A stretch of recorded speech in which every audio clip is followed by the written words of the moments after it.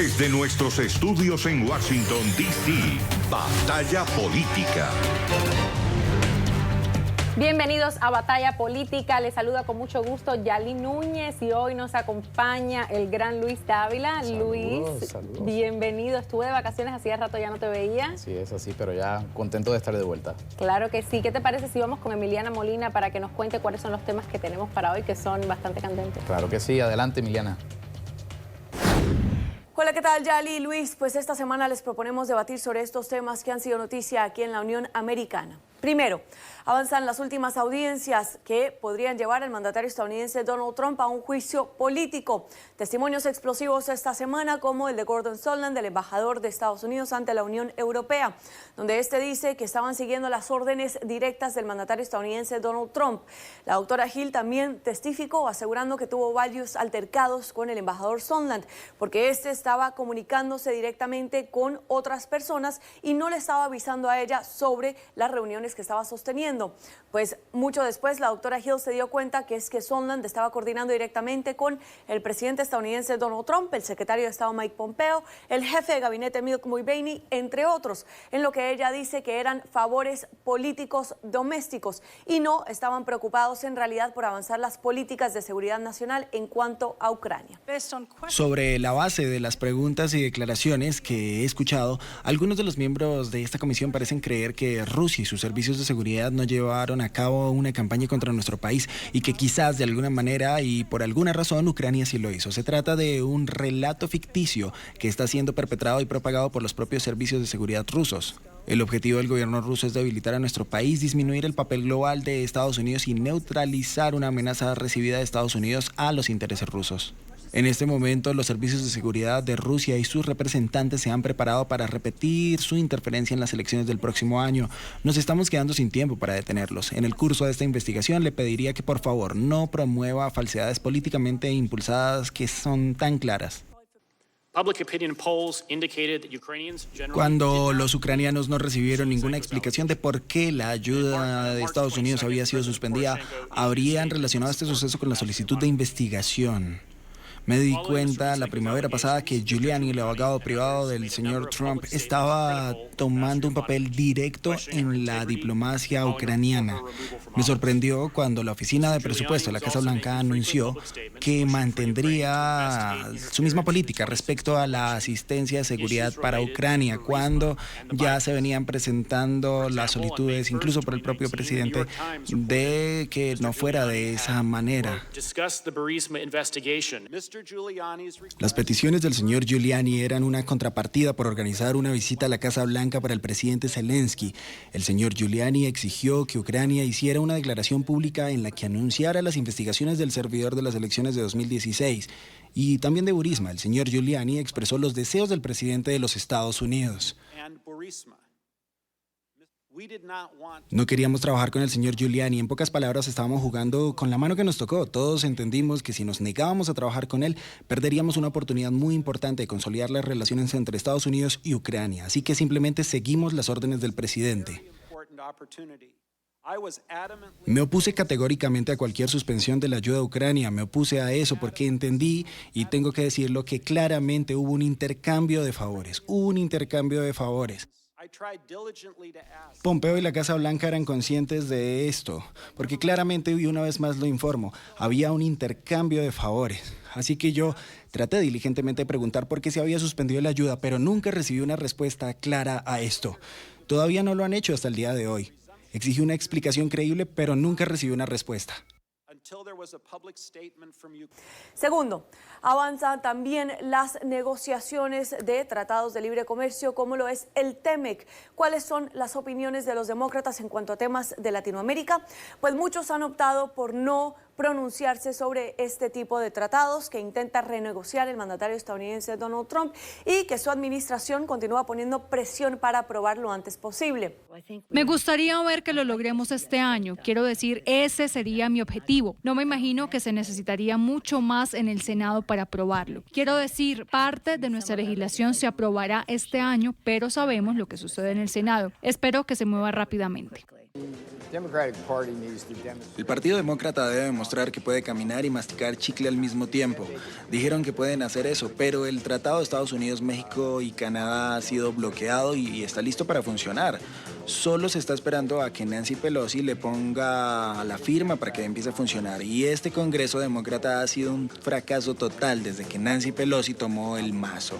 No hay acuerdo comercial entre Estados Unidos, México y Canadá, no hay nada sobre los precios de los medicamentos, nada sobre infraestructura, nada para el pueblo estadounidense, pero sí están en el circo del juicio político. Vamos a dejar en claro lo que está pasando aquí. Los demócratas están tratando de derrocar a un presidente debidamente elegido porque no pueden vencerlo en la urna electoral. Eso es todo lo que es. Y por último, pero no menos importante, pues son las más recientes encuestas y los debates presidenciales de los candidatos demócratas para las elecciones del 2020. Y es que surge un nuevo triunfador en las más recientes encuestas de Iowa a nivel estatal. Pete Buttigieg, el alcalde de South Bend, lidera la más reciente encuesta, superando así a candidatos como Joe Biden, Bernie Sanders y Elizabeth Warren, que de hecho Elizabeth Warren fue la candidata presidencial más atacada en el último debate demócrata. Chicos, es tiempo para el debate. Muchas gracias, Emiliana. Te cedo directo la palabra para que te des banquete y empieces tú. Cuéntame, ¿qué te parece todo esto del impeachment? Bueno, lo he dicho antes, no es nada de qué alegrarse. Obviamente, pues, en términos políticos, pues es algo que le va a costar al presidente y que pues, los demócratas van a utilizarlo, ¿verdad?, en su campaña de cara a la elección del 2020. Pero no deja de ser un issue y un asunto sumamente lamentable. Nadie quiere estar discutiendo esto a estas alturas. Pero la realidad es que pues cada día que pasa sigue saliendo, ¿verdad?, detalles de lo que ocurrió, siguen saliendo asuntos muy, muy graves, diría yo, posibles crímenes que se están cometiendo incluso durante el proceso, como intimidación de testigos, tratar de obstruir a la justicia, que es un delito en este país. Y pues nada de qué alegrarse, pero creo que los testimonios han sido muy buenos. Han arrojado luz sobre lo que ocurrió. En muchas ocasiones uno hasta se transporta a ese momento, ¿verdad? Y uno cierra los ojos y se puede imaginar a Trump diciendo una cosa, a Sondland diciendo otra cosa, Giuliani metido por el medio. Y a la hora de la verdad, lo más preocupante es el hecho de que pues hay ciertos testigos que no van a ir, han dicho que no van a ir. Han habido órdenes de Casa Blanca de que no vayan, que eso viola también el poder constitucional que tiene el Congreso de investigar y de citar testigos, que tiene el mismo poder que puede tener una corte o un tribunal, y eso pues está por verse. Pero lamentable porque son las personas que estuvieron ahí y que pueden decir, ¿verdad?, además de los testigos que ya han comparecido y que también estuvieron, pueden arrojar luz y cerrar el marco completo de lo que ocurrió. Mira, yo te puedo decir que desde la posición en la que me encuentro ahora, lo que he visto, a nadie, como tú dices, le gusta ver que el país esté atravesando por esto, porque realmente es los Estados Unidos y los estadounidenses los que sufren este juicio político que no empezó realmente con la llamada de Ucrania, viene arrastrándose desde el primer día que el presidente entró en la Casa Blanca. Los demócratas han querido buscar polvo en una tormenta, a veces hasta de nieve. Entonces, lo que estamos viendo y lo que vimos a través de los testigos que se presentaron es que ningún testigo dijo que escuchó directamente de la boca del presidente: yo quiero un quid pro quo, o yo quiero un intercambio de este favor por este favor, o voy a aguantar la ayuda hasta que esto suceda. Nadie lo escuchó directamente de la boca del presidente de los Estados Unidos, Donald J. Trump. Ahora, ¿qué pasa?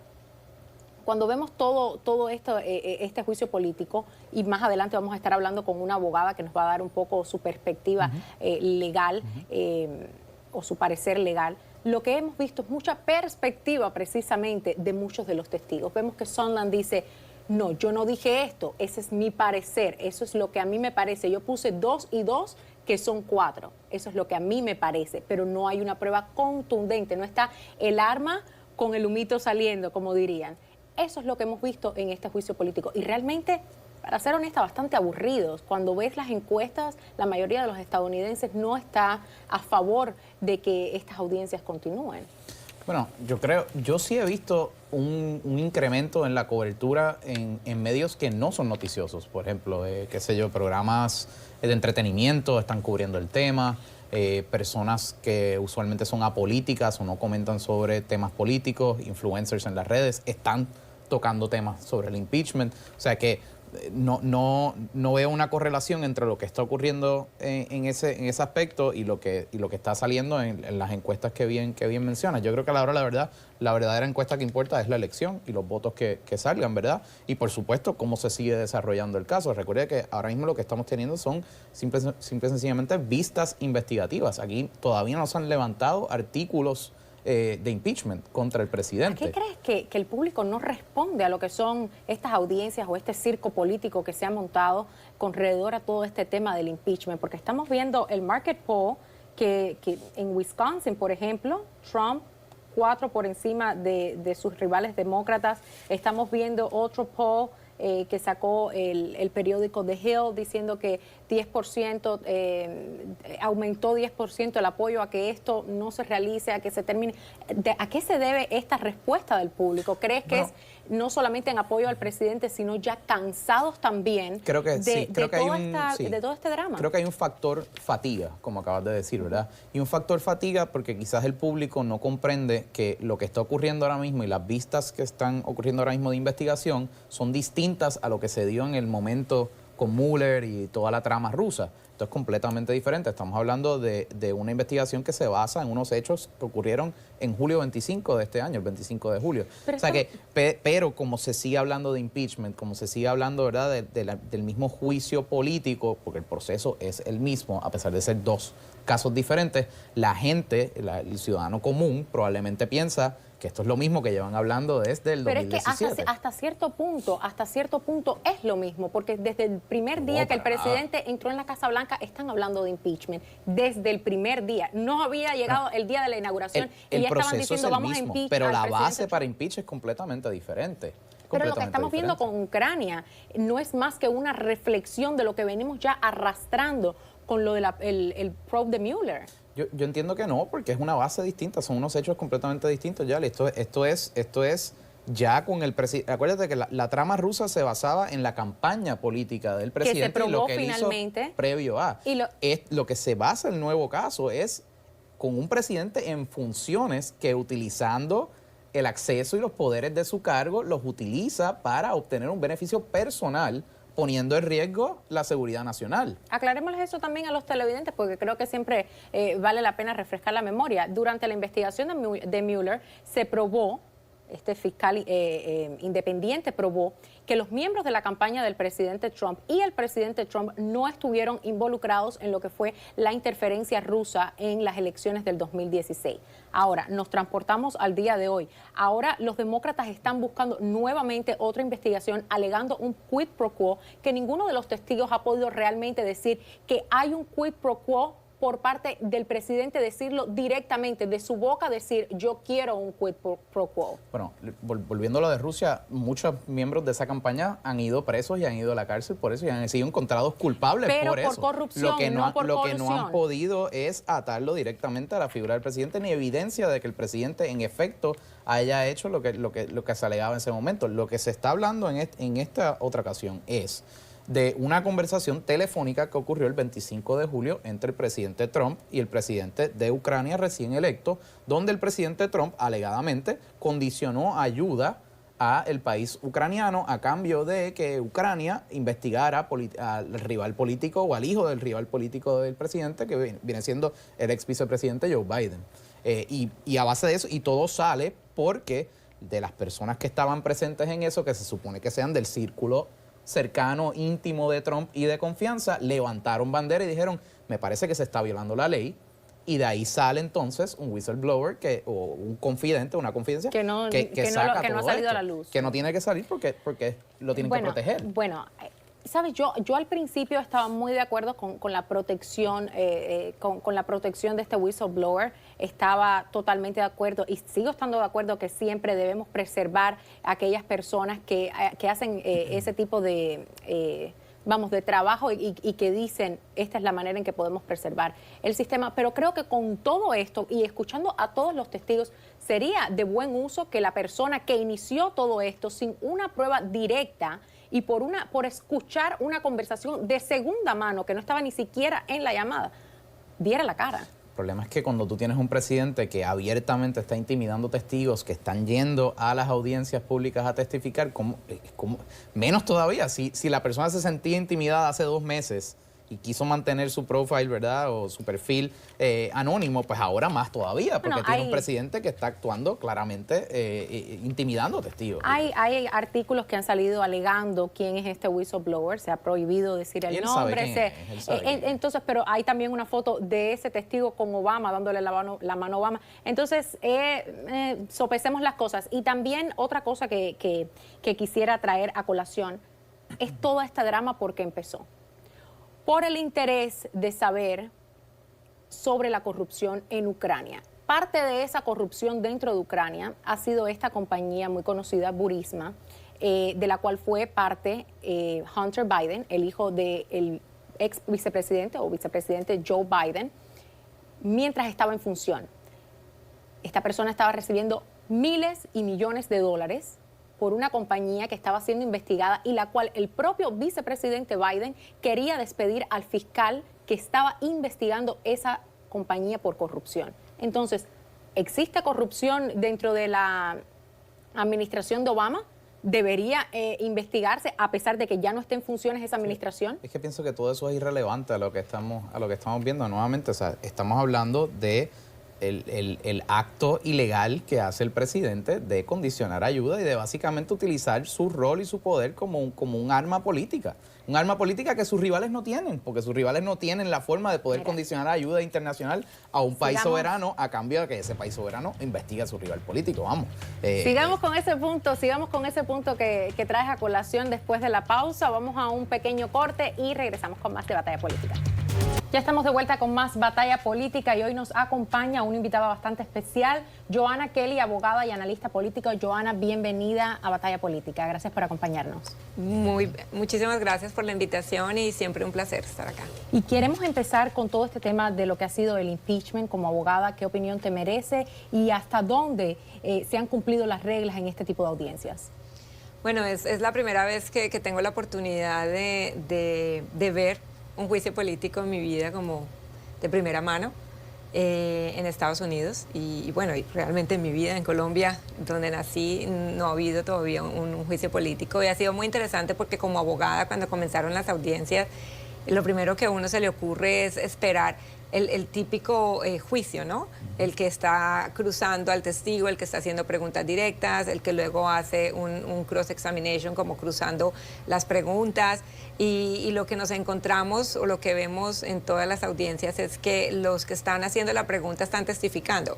Entonces uno ve todo el tiempo que es realmente un juicio político, en todo el sentido de la palabra, donde quienes están juzgando al presidente o están haciendo la investigación en el juicio político no son subjetivos, ninguna de las partes, y cada quien está testificando de manera política para convencer, parece más a la sociedad, a la comunidad de lo que está pasando, o quizás para explicar lo que realmente está también sucediendo, pero es muy interesante, no juega las mismas reglas de un juicio normal y de pronto puede aburrir, pienso yo, a muchas personas que están viéndolo o porque es muy repetitivo y se repite y puede ser un poco de perder como la motivación y eso es lo que le ha estado pasando a gran parte del pueblo estadounidense. Hemos visto las últimas 4 encuestas que han salido y estamos hablando de encuestas de NPR,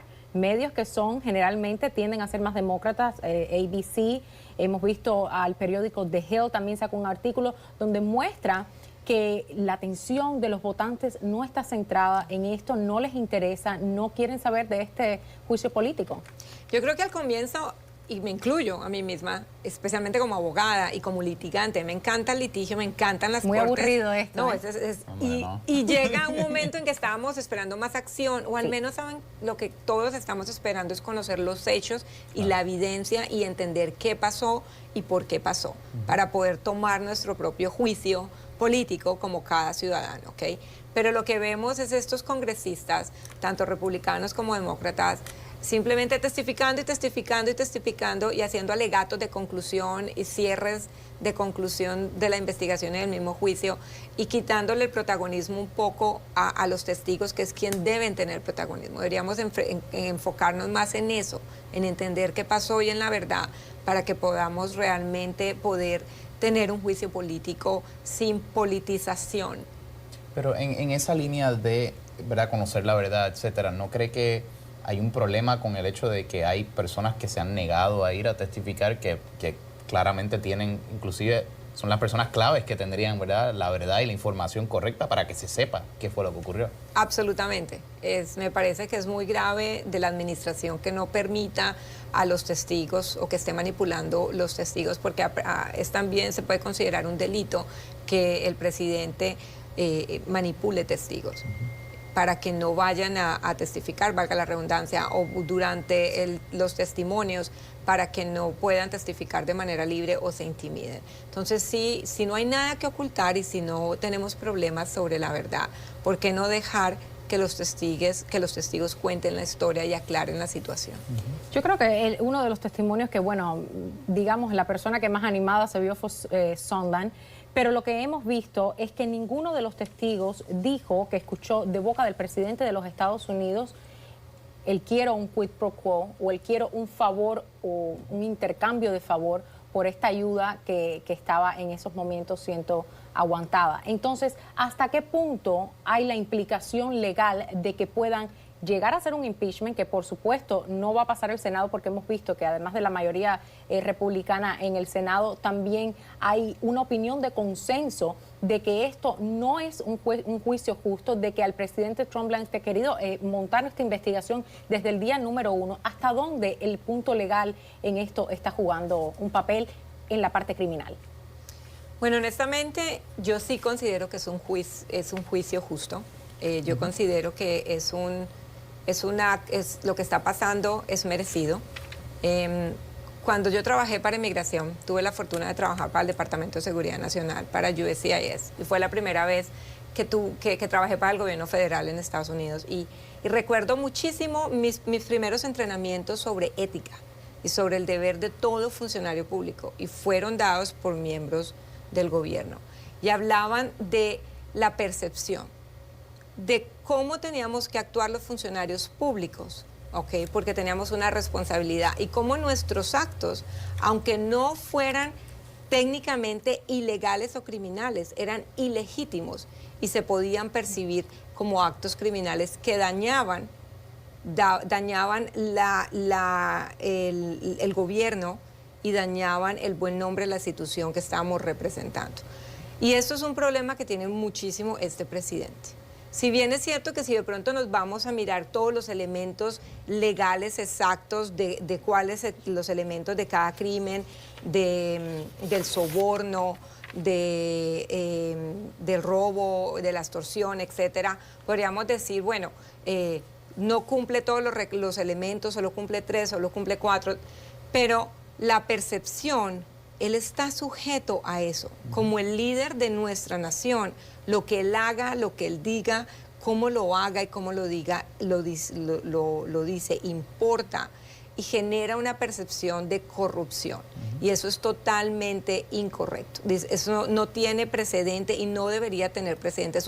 Y si él u otra persona, como nos lo decían a nosotros mismos, porque no podemos tener doble moral y decir, entonces los que somos funcionarios federales sí tenemos que seguir estas reglas de juego, pero entonces nuestros líderes no debe ser así. Todo el mundo, o en la cama, todo el mundo en el suelo, porque es la misma responsabilidad cuando uno tiene un cargo público y él tiene un cargo público. Y así como nos lo decían las personas que nos entrenaban en el gobierno, si a usted no le gusta tener esa responsabilidad, entonces no esté en el gobierno, porque esta no es la posición para usted. Le guste o no, su imagen y lo que usted hace es extremadamente importante para el gobierno. Entonces, ¿cómo lo que él hizo de cuestionar o de pedir de manera indirecta o indirecta a través de su abogado o no a un presidente para condicionar esta ayuda humanitaria o esta ayuda financiera al gobierno para buscar que se investigara unos actos de corrupción, especialmente de alguien que daba la casualidad es su oponente o su opositor político en la reelección, pues obviamente genera una gran inquietud, porque no es que no estamos hablando de, no, tiene que enfocarse como cuando estamos dándole ayuda a Colombia y decimos al presidente, tienen que mejorar sus programas de la erradicación de cultivos. Si ustedes no combaten la droga en Colombia, no les vamos a dar tantos millones de dólares en ayuda. Pero es que no era un tema de usted tiene que trabajar con corrupción, sino era un tema específico de corrupción. Mi pregunta es, si el presidente Zelensky dice que no hubo presión, ¿estamos llamando o están llamando a aquellos que dicen que sí la hubo mentiroso al presidente de Ucrania? ¿Es eso lo que están haciendo los demócratas? Pero es que exactamente lo que estábamos hablando, es que la línea es demasiado, es difícil de ver. Y esa es la responsabilidad que tiene todo funcionario, es no cruzar esa línea ni ponerse en la situación de que se cruce. Es muy difícil y créame que aunque él se hubiera sentido así, por política internacional, él no va a salir afuera a decir, ay, sí, me sentí presionado, acabando de ser elegido y necesitando la ayuda de Estados Unidos. Esa es una pelea que una persona que conozca de política internacional no va a cazar. Lamentablemente nuestro presidente no es muy diplomático y no maneja muy bien la política internacional, pero muchos presidentes y personas de gobiernos de otros países sí lo hacen. Y por diplomacia no lo van a hacer. Además porque no es un problema de ellos, sino un problema en que es como un problema de marido y mujer. Nadie se quiere meter en la mitad, porque el que se meta en la mitad es el que peor le va. Y en eso es lo que estamos haciendo en este momento en Estados Unidos. Y obviamente, a menos de que hubiera sido algo a otro nivel, con pruebas, no creo que él vaya a salir al público a decir, sí, me sentí presionado. Sus consejeros no van a permitir que haga eso, no es una manera diplomática. Volviendo al tema, ¿verdad?, de la ayuda, ¿verdad?, y haber condicionado la ayuda, yo he escuchado a colegas republicanos que han argumentado el hecho de que como la ayuda finalmente se dio y se entregó y no hubo a cambio lo que se estaba buscando, ¿verdad?, que era que se acusara o que se investigara pues, al rival del presidente Trump, pues que nunca se dio el soborno y que por eso pues que todo esto es una farsa. Pero entonces le pregunto a usted desde un punto de vista legal, ¿usted cree que eso le merece algún tipo de mérito de esa expresión, o usted cree que con el mero hecho de haber, ¿verdad?, que la intención o con el mero hecho de tomar de requerir ese intercambio, ya con esa actuación se concreta el soborno? La intención es extremadamente importante, es uno de los elementos más importantes de los crímenes. Es la intención que tiene la persona cuando, o lo que se llama el criminal mind, la mente criminal, lo que estaba pensando en el momento que ejecutó el acto, para dónde iba y qué quería.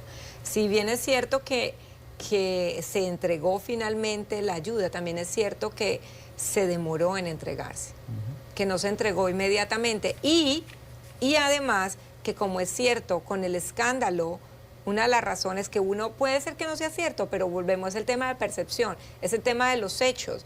En los hechos, si uno mira la línea de hechos y la línea cronológica, es exactamente, pareciera, porque cuando salió todo el escándalo, cuando salió todo este escándalo, fue inmediatamente que se hicieron también los desembolsos. Entonces uno podría pensar, y eso es lo que están pensando, y de ahí es donde los jurados tienen que tomar la decisión y tienen que tomar la decisión si es culpable o no. Es que ¿por qué no se continuó manteniendo la ayuda? Porque se descubrió, o porque ya había alguien que estaba hablando del tema y se volvió público, entonces vamos, no hagámoslo, no lo hacemos, o porque realmente nunca hubo la intención. Sí, y que se ha revelado que el Departamento de Defensa, ¿verdad?, ha desmentido las alegaciones que han puesto, ¿verdad?, algunos republicanos, claro, sobre el hecho de que había una preocupación de corrupción en Ucrania, etcétera, etcétera, y la evidencia que ha salido ha desmentido completamente, claro, eso, ¿verdad? Ucrania estaba y el tema libre es, de todo y eso es cuando uno hace la evaluación o la valoración de la evidencia. Es todo lo que uno tiene para poder tomar una decisión y entender si uno presume cierta intención o no la presume. Y eso tiene que ver mucho con que cuando pasó la llamada, varios funcionarios de alto rango le comunicaron la preocupación de cómo se estaba percibiendo ese comentario de investigue el hijo de Biden en este tema de corrupción como una condición para la ayuda. Ahora, esa misma ayuda de la que estabas hablando, y quiero referirme un poco a lo que dijiste en el principio del show, la palabra percepción. Cuando Sondland habla, dice, es mi parecer, es mi percepción de que hubo el quid pro quo. Sin embargo, Zelensky no sabía que esa ayuda estaba siendo aguantada. Puede que haya preguntado dónde estaba la ayuda, pero no sabía que esa ayuda estaba en hold en ese momento por las razones que fuera que estuviera en hold. ¿Existe legalmente un quid pro quo cuando no se hace la pregunta o cuando directamente no se pide un favor a cambio del otro favor mencionando una parte y la otra legalmente? Pero también existen otros, es un tema de pruebas y de evidencias, pero también si vamos a hablar de testimonios y evidencia, también en uno de los testimonios se hablaba que él entendía que tenía que hacer todo lo que se le estaba pidiendo para poder obtener la ayuda. Y lo había, no recuerdo exactamente las palabras, pero están en uno de los textos y transcripciones de las declaraciones donde el presidente sí dijo que él sí entendía que tenía que hacer caso y que tenía que complacer a lo que le estaban pidiendo. O sea, si tal vez no existe exactamente las palabras que queremos, estamos buscando, que entendía que tenía que iniciar una investigación en contra del hijo de Biden para poder recibir la ayuda humanitaria, pero él sí manifestó que él sí entendía el mensaje y que sabía que tenía que hacer caso o escuchar a lo que le estaban pidiendo para poder entrar a recibir esta ayuda. O sea, sí hubo esa percepción de que sí tenía que hacer caso. Y mencionando un poco a Hunter Biden, ¿no crees que Hunter Biden debería ser llamado a testificar en todo esto? Es que Hunter Biden no participó en ninguna de las llamadas. Sí, pero el problema es que Hunter Biden estaba dentro de la empresa corrupta que está en el medio de todo este dilema. Pero es irrelevante. Y honestamente, yo pienso, así como yo trato, a ver, digamos, siempre como un abogado, uno tiene que tratar de ser imparcial. Y no estoy justificando lo que el hijo de Biden dice. No me parece tampoco que sea muy limpio. O sea, no conozco los hechos, no me sé la historia, pero me parece que hay un conflicto de intereses. Sí me parece que hubo un conflicto.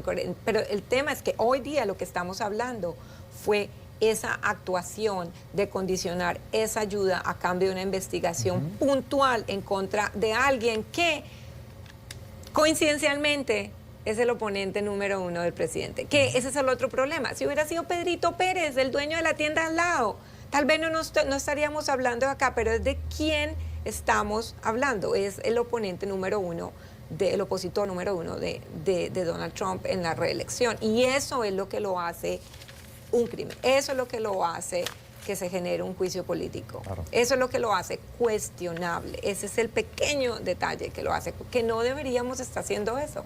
No deberíamos estar haciéndolo. Bueno, yo recuerdo unas palabras bien claras de Sondland, muy poderosas. Él dijo, we were following the president's orders. Traducido a español, estábamos siguiendo las órdenes del presidente. Sí. Yo creo que esa fue la parte más contundente de lo que ha salido hasta el momento. Totalmente. Johanna, muchísimas gracias por traernos tu perspectiva legal aquí a Batalla Política. Y ustedes no se vayan, que regresamos con mucho más de este tema del impeachment. Ya estamos de vuelta a Batalla Política. Yali, ¿qué te parece si seguimos hablando un poquito del impeachment? Mira, yo ya no sé qué decirte sobre todo esto, porque la realidad es que muchas personas lo están viendo como una vendetta política por parte de los demócratas.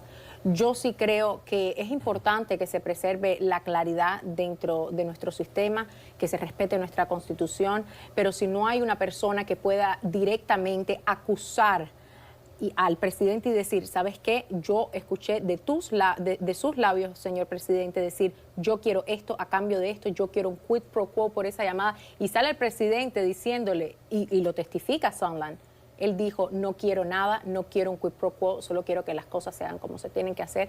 Entonces, realmente, ¿hay un quid pro quo? ¿Se merece el presidente que lo estén tratando de esta manera? Que esté este acoso constante a cada acción que hace el presidente Donald J. Trump? Pues es que Sondland también dijo que él entendía que había un quid pro quo, y entiendo tu parte, que tú dices que es su percepción, ¿verdad? Pero también él dijo bien claramente, y lo dijo, ¿verdad?, con palabras clarísimas, sobre que él estaba siguiendo órdenes directas del presidente. We were following the president's orders. Él lo dijo, y eso fue cuando él lo dijo, me acuerdo que la audiencia se estremeció. De hecho, parte de lo que a mí también me ha gustado de estas audiencias es el lenguaje corporal de las personas. Y tienes un bueno, congresista... el único que ha mostrado un poco de entretenimiento y de lenguaje corporal ahí fue Sondland, porque los demás han estado que para quedarse dormidos total. Pero Nunes ayer cuando acabó Sondland, que se fueron a break, miró a su aliado y fue una cara como derrotado completamente, como que cómo yo rehabilito a este testigo ahora, cómo yo puedo rehabilitar este caso. O sea, valía $1 millón. O sea, no había ni que reportar con palabras. Simple y sencillamente con la imagen de esa persona se podía saber exactamente qué ocurrió ayer en esa audiencia. Mira, más allá, movámonos de esto del impeachment, porque ya es too much, es demasiado. Ya. te cuento que estuve trabajando desde las 8 de la mañana hasta las hasta la 1 de la mañana, el día de la audiencia de Sondland, así que ha sido intenso. Sí. Pasemos un poquito a lo que fue el debate demócrata, que fue el mismo día. ¿No? Fue el mismo día, por eso me tuve que quedar a trabajar tarde. ¿Qué te pareció? Vimos propuestas nuevas, yo no vi nada nuevo, me pareció aburrido. Creo que los demócratas, hasta Hillary Clinton se está viendo bajo mucha presión porque estos candidatos no están entregando los resultados para el Partido Demócrata. Pienso que no. Yo pienso que se están alimentando, ¿verdad?, entre ellos. Hemos visto, por ejemplo, que el número de candidatos se ha reducido en términos de los que están llegando a los debates, ¿verdad? Porque cada vez se va acercando, se va aumentando, ¿verdad?, el nivel de apoyo que tiene que tener para poder estar en un debate nacional televisivo. Hemos visto que, por ejemplo, Julián Castro, lamentablemente era el único candidato hispano, ya no está en los debates. Lamentablemente, afortunadamente, porque realmente no ha aportado absolutamente nada. Que no, para mí era el más que aportaba. ¿Qué ha aportado Julián Castro? Los debates. Siempre era el que, para empezar, que los temas, ese debate en particular no se habló casi de inmigración, y el que traía los temas de inmigración siempre era Julián Castro. Así que afortunadamente para los republicanos no se está hablando de inmigración. Bueno, pero te respeto esa parte. Sin embargo, ese no es el único tema que nos interesa a los latinos. Claro, y los otros temas que nos interesan a nosotros, la comunidad latina, sobre nuestro sistema de salud, sobre cómo nos va en la economía, sobre que nos bajen más los impuestos, ese tipo de temas no salían a colación ni con Julián Castro y continúan sin salir a relucir con estos candidatos. Se han hablado. Hubo un debate en que se habló casi todo el tiempo de la cuestión de Medicare for All y qué consistía. Pero si los primeros minutos del debate, Luis, todo lo que hicieron fue hablar de cómo les vamos a subir los taxes y cómo vamos a subir los impuestos. No es cómo subir los taxes, cómo mejorar la calidad de vida de las personas, ¿no? Por favor. Yo creo que ha sido interesante la dinámica ya con un círculo de candidatos reducido, ¿no? Hemos visto, por ejemplo, un Pete Buttigieg que ha subido sus números. Creo que ha elevado su perfil nacional. Creo que la gente ya sabe quién es. Hace 3 meses tú preguntabas quién era Pete Buttigieg, la gente no sabía. Ahora saben que es un alcalde importante de un estado conservador. Él realmente no es un alcalde importante, es un alcalde que realmente tiene una gran deficiencia cuando se trata del apoyo de la comunidad afroamericana en este país. Es un alcalde que dice que va a devolver 25% de contratos para minorías, sin embargo, bajo su mandato nada más ha dado un 3% de contratos. Entonces, es realmente un alcalde importante, es realmente el que ha surgido en las encuestas en Iowa, no te lo niego, es verdad que ha surgido, pero la realidad es que yo no veo a Pete Buttigieg como el nominado. Es que para mí es precisamente un candidato que puede dar una sorpresa por el hecho de que es alcalde en una zona sumamente conservadora y es una persona liberal, tan liberal como que es abiertamente homosexual y está casado. Y va a sus debates, ¿verdad?, con su esposo, que eso nunca lo habíamos visto antes, jamás en la historia política de los Estados Unidos. Y aún así tiene unos índices de aprobación sumamente altos en su ciudad y salió electo. Es un veterano de guerra, es un Harvard Scholar, es una persona que por cierto, Harvard no le da mucho mérito siendo veterano de guerra, porque no viste el intercambio que surgió ayer entre ellos dos. El día del debate entre ellos dos. No me pareció que le dio todo el mérito necesario. Se dio un intercambio bastante interesante. Él también le comentó a ella que sobre su tendencia a reunirse con enemigos. Ella le respondió. Que Tulsi es la que ustedes han metido fuerte ahí para crear la división, el conflicto. Eso también ha sido interesante porque a medida que se va reduciendo también el número, pues le da más protagonismo a los que quedan. Beto Biden O'Rourke, sigue dormido. Beto O'Rourke es otro que no está allá. Pero Beto ¿verdad? ya es Beto historia. renunció, ¿Para qué siquiera hablamos de los que ya no pues están en el la escenario? betomanía existe Ay, y fue sí, real. sí, en tu Y yo planeta. creí en ella y todavía puede correr para senador y si no le ganó a Ted Cruz, Ay, le por puede favor, ganar al otro. no ganó como senador. Sabíamos que iba a perder en la carrera o en, Bueno, o en gracias esta a él postulación flipearon presidencial. unos cuantos. Y lo que te digo, vale la pena hablar de los candidatos que todavía están en el escenario. Bernie Sanders esa semana tuvo un town hall en Univisión y mencionó que para él había sido un golpe de Estado lo que había pasado en Bolivia, cuando muchas personas estuvieron molestas, y yo una de ellas, porque realmente fue un golpe de Estado. Fue un Bueno, alabó a Evo Morales diciendo que había hecho mucho por los indígenas. Fue un golpe de Estado cuando el pueblo de Bolivia quería que Evo Morales se fuera. Lo que pasa es que es una situación sumamente delicada, porque Evo Morales lo hizo mal, ¿no? O sea, claramente él cambió las reglas del juego cuando se vio desfavorecido. Pero la realidad es que, bueno, nadie puede negar que fue un buen presidente. O sea, como él agarró el país. Fue un buen presidente. Yo pienso que fue un buen presidente. Creo que hizo muchas cosas Luis, mal. que me has creo ido a que la hizo extrema muchas izquierda hombre, completa. No. Que me estás volviendo comunista. ¿Qué pasó? ¿Qué va a ser comunista? Tengo sangre cubana, ¿cómo voy a ser comunista? Mira, la realidad de este asunto es que ninguno de esos presidentes que ha estado coludido con el régimen cubano puede ser un buen presidente. Porque lo que ha hecho el pueblo cubano, lo que ha hecho el gobierno cubano, no el pueblo cubano jamás, el gobierno de Cuba, con su propio pueblo y con muchos pueblos de Latinoamérica, incluido Bolivia, incluido Nicaragua, incluido Venezuela, no tiene nombre. Entiendo lo que dices y eso es algo, ¿verdad?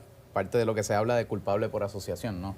Y culpable también por mérito propio. No estoy diciendo que no lo hizo mal, lo que estoy tratando de decir es que sí puedo ver por qué un Bernie Sanders, que naturalmente tiene esos aliados políticos, pueda salir y decir lo que diga y tiene libertad de hacerlo, porque en este país hay libertad de expresión y lo puede hacer. Claro que sí, por eso es que se ha declarado socialista pero ante yo creo que si cualquiera de esos candidatos llegara a ser presidente, yo creo que ellos se van a ceñir a ser un poco más neutral, probablemente tomar y ser diferente con la OEA. La OEA ha sido ha actuado muy bien bajo Almagro, han pedido elecciones nuevas, ¿verdad? Y creo que en ese sentido podría haber un Bernie Sanders tomando y dejando que la OEA se encargue de eso y tomar acción cuando haya que tomar acción. Bueno, ya veremos, porque la realidad es que de los que comentamos, Biden es el único que todavía sigue surgiendo un poco en las encuestas, pero eso está por verse.